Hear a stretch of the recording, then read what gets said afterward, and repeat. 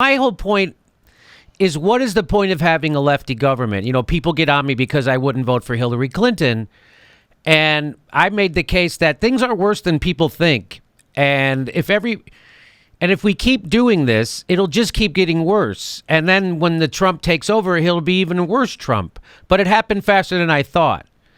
So my point is that people don't understand that it took the Democrats to wreck the economy and the unions. It took Bill Clinton at the same time that he passed NAFTA, which cut the legs out from underneath the unions. He then exploded the prison population and gutted welfare while he then deregulated the media. So now we only have 6 news companies. At the same time, he deregulated banks, repealing the New Deal. So those were stuff that Reagan could only dream about in his wet dreams. Bill Clinton came in and got it done. And people don't realize that's the problem, that we're living in a neoliberal economic nightmare. It's not a Republican nightmare. Trump hasn't been president yet. He's just been president for a week. So this all happened under neoliberalism. And can you explain to people, like, what is neoliberalism and why that's a problem? So one thing I'll say is a great book that encapsulates exactly what you're talking about is by a guy called Michael Meeropol, and it was called Surrender. And basically how Clinton ended the New Deal. And if you think about what happened with Obama, is Obama had his own economic team when he came in. He had his own foreign affairs team. And the crisis hit, and he fired them all. And who did he hire back? Summers, right? Rubin. The same people that basically had deregulated the system and caused the disaster in the first place. I mean, it was not the poacher hiring the gamekeeper. It was the gamekeeper shooting everything and having it for lunch. It was absurd. So what is neoliberalism? All right, here's a way to think about it. One of the things you hear from mainstream Democrats is that what Trump's doing is turning against the post-war order of openness, which has brought us prosperity, etc., right? And the Germans have a great word for this, Jein, which means yes and no. So the setup after World War II, the Bretton Woods order, was basically open to trade, right? Trade was good because it's better when the French make wine and the Californians make wine and the Scottish don't, because it would cost us a lot to make and it would be crap. So we're better off making whiskey. You do wine and we trade. It's all welfare enhancing, right? That's the easy stuff. But you close it off to finance. You just don't let banks do the games that they do because it just creates bubbles and it's destabilizing. Now, beginning in the 1970s and then accelerating in the 1980s and then coming to its zenith, I mean, you can't blame Clinton for all of it. I mean, a lot of it was in play long before.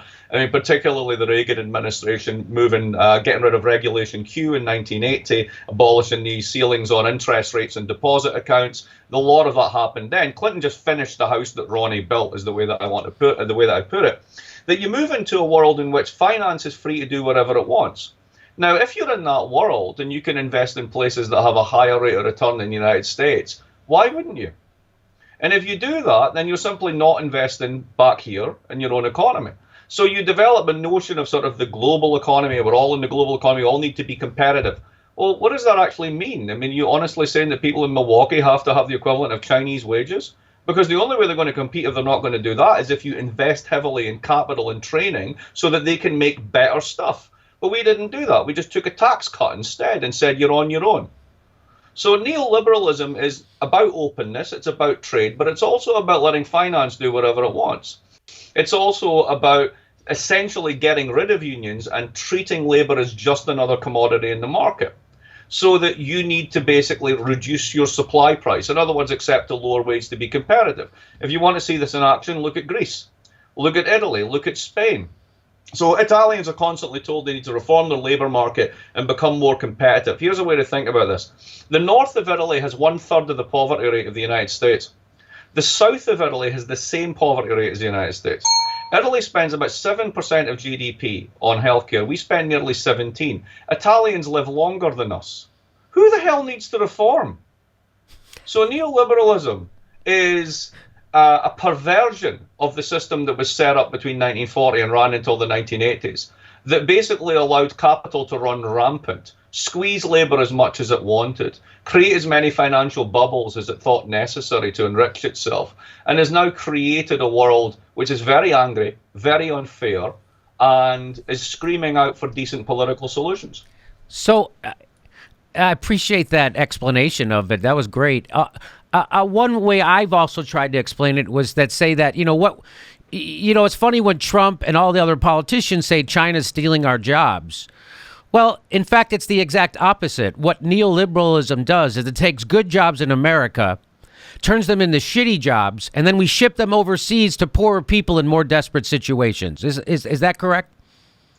Yeah, it is, but I want to be a little bit more nuanced than that, right? So here's what really happened is it's not like you took one factory here, demolished it, put it in there, demolished it, put in cheaper workers, and you make the same stuff, right?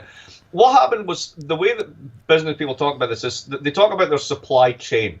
And a simple way to think about this is this thing. I've got an iPhone here, right? Mm-hmm. So everybody's got this damn thing in their pocket, right?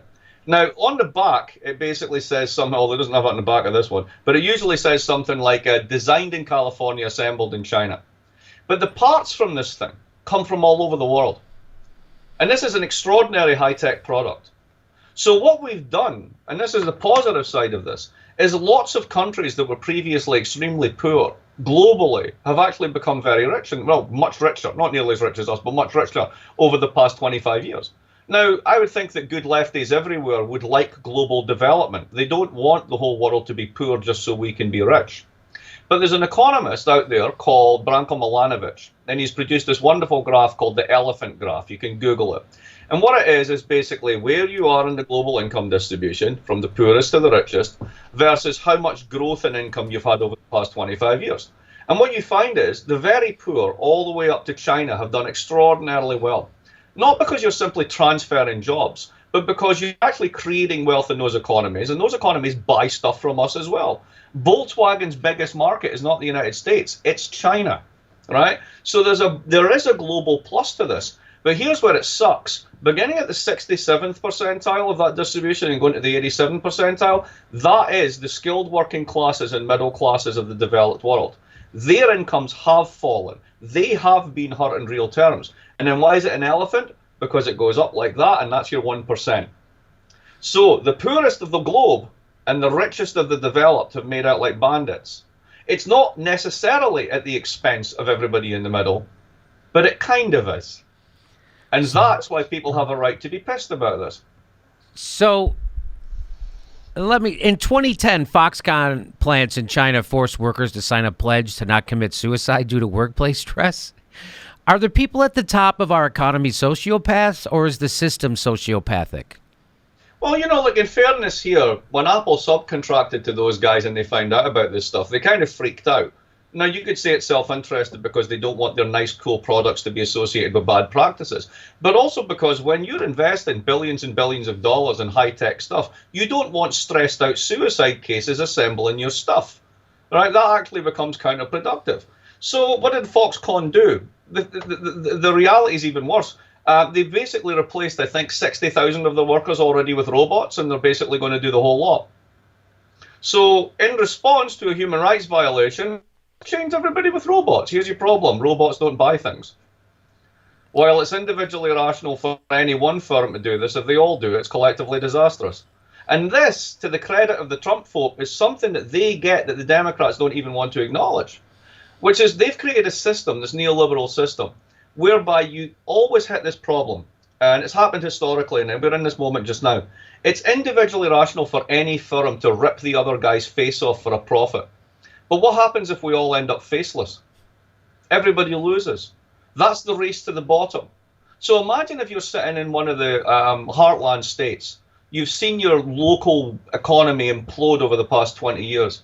You see the banks getting bailed out, but you got foreclosed on. You've went from working in a union to a non-union job to working at Walmart. It's not been good. And you read every day that all the guys who got bailed out are super excited about this alliance between the tech people on the West Coast and the money people on the East Coast, because they're going to be this robotics revolution. And 30% of all jobs are going to go in the next 20 years. Yahoo! Even more for us.